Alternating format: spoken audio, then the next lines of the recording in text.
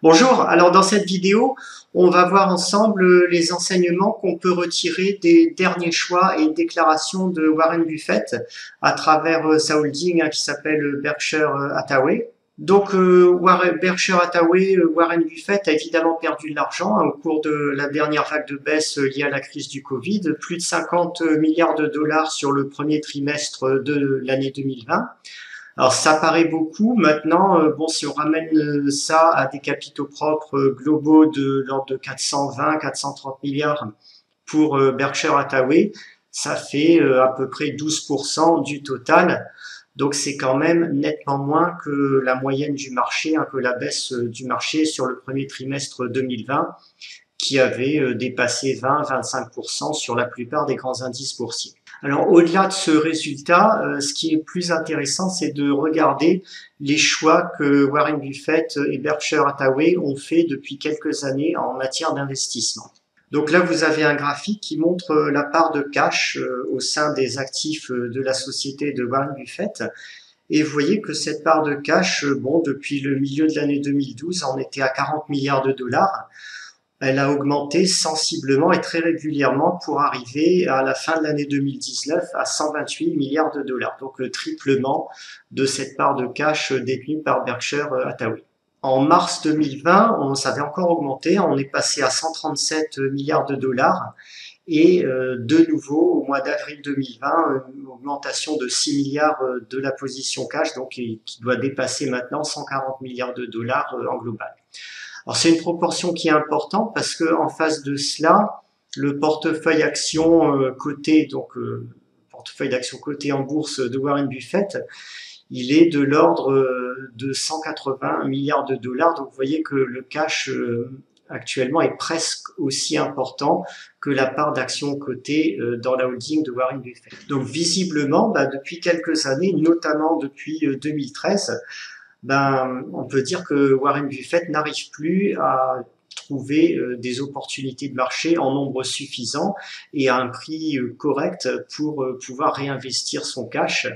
Il n'ose même pas faire de gros buybacks au sein de sa propre société. Et tout ça, c'est signe qu'il juge clairement que le marché devient dangereux et devient cher, puisque sinon il réinvestirait fortement son cash. Alors cette position au mois d'avril notamment, le fait qu'il ait vendu des actions ici, vous voyez 6 milliards de dollars de vente d'actions en avril, alors que le marché avait déjà baissé, avait marqué un gros point bas, que les banques centrales avaient déjà là aussi lancé leurs actions de relance de l'économie massive. C'est assez instructif pour moi et c'est extrêmement différent de son choix qu'il avait fait en octobre 2008. Alors, si vous regardez le graphique, justement, entre octobre 2008, ici, on va dire entre, mais même dès le début de l'année 2008, en fait, jusqu'à l'année 2009, il a réinvesti son cash. Il en était à 50 milliards de cash pendant la crise 2008 et au point bas, il avait plus que 27-28 milliards de cash. Donc c'est quand même un mouvement qui est assez significatif puisque à l'époque, la société de Warren Buffett était évidemment plus petite, il y avait eu moins de valorisation du marché. Donc à l'époque, il avait clairement réinvesti et il avait racheté le point bas. Il avait dit dans une tribu datée donc du 16 octobre 2008, Buy American, I am, il explique dedans pourquoi il décide de racheter des actions. Cette fois, très clairement, ce qu'il nous dit et ce qu'il traduit dans ses actes, c'est qu'il juge que le point bas n'a visiblement pas été atteint et qu'il ne trouve toujours pas d'opportunité dans le marché actuel pour justifier un rachat d'actions à partir du cash qu'il a accumulé précédemment. Alors, quid des banques centrales? Là aussi, le message qu'il délivre dans son dernier discours est clair. Il y met les formes, il y a du politiquement correct, tout ça est très gentiment dit, mais enfin, c'est quand même assez clair. We do never wanna be dependent on not only the kindness of strangers, but the kindness of friends. Donc il nous dit clairement qu'il ne veut pas dépendre de la gentillesse de ses amis, les amis étant ici la Fed. Et ça, c'est une manière élégante de dire qu'il n'a pas franchement confiance dans le succès à venir des actions des banques centrales. Il dit ici aussi que personne ne connaît exactement quelles seront les conséquences de l'expansion massive du bilan de la Fed.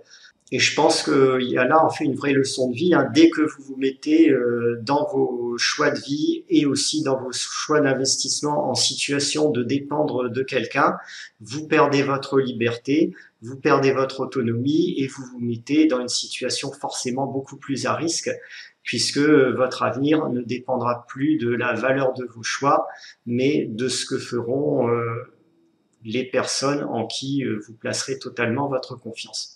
Donc si vous décidez aujourd'hui de suivre les banques centrales parce que vous croyez qu'elles sont toutes puissantes et qu'elles réussiront, évidemment vous êtes libre de le faire, mais vous êtes à leur merci. Si elles se plantent, elles vous entraîneront avec elles dans leur chute. Et vous ne pourrez à ce moment-là rien y faire, ça sera vraiment trop tard pour vous lorsque vous constaterez les dégâts. Donc moi, clairement, comme Warren Buffett nous le dit ici, je préfère vraiment ne compter que sur moi, que sur ma stratégie d'investissement dans la valeur, c'est-à-dire acheter des valeurs qui sont vraiment décotées, sur des critères qui sont intangibles et qui ne vont pas dépendre de taux d'intérêt, de points hauts, de points bas du marché. Une valeur, elle est décotée sur ses capitaux propres tangibles, sur son actif net liquide, sur sa capacité à réaliser des bénéfices et à produire un rendement dans la durée supérieure à 15% par an. Ce chiffre de 15%, là aussi, c'est quelque chose qui est immuable. Il dépend de la durée de vie humaine et il ne dépend pas des taux d'intérêt ou de je ne sais quoi. La durée de vie humaine, elle ne change pas ou très peu, en tout cas sur les décennies à venir. Pour le moment, comme Warren Buffett, en réalité, je ne trouve pas massivement sur le marché actuel de grosses opportunités de valeurs vraiment massivement décotées qui justifieraient un investissement massif de tout le cash que je détiens, parce que la balance entre la décote présente, il y a quand même des valeurs décotées, bien sûr, mais la balance entre la décote présente et le risque de forte chute du marché en face fait que le choix ne penche pas en la faveur du réinvestissement massif du cash. Il y a quand même, j'ai quelques valeurs, bien sûr, il y en a qui sont fortement décotées, dans lesquelles on peut investir maintenant, j'en parle dans mes lettres, mais en même temps, je considère qu'il faut garder une part importante de cash parce que les vraies opportunités, pour moi, elles vont se produire dans les trimestres qui viennent, peut-être dans un an et demi, on verra à ce moment-là. Là, on pourra vraiment en ramasser à l'appel et ça va être passionnant pour les investisseurs value.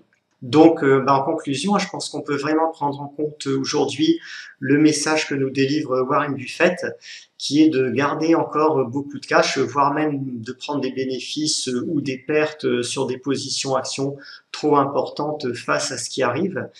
Je ne connais pas de trader, de suiveur de tendance qui soit devenu milliardaire dans la durée.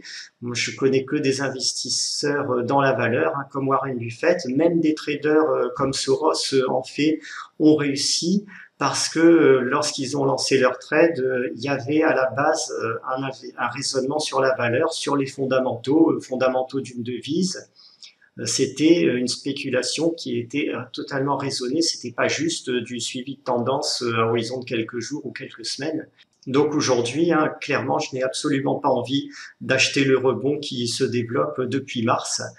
Je dirais même que de façon générale, les gros rebonds de marché qu'on observe au sein d'une crise économique et d'un marché baissier sont plutôt des occasions pour améliorer l'ordinaire en prenant quelques positions baissières lorsque ça s'avère profitable.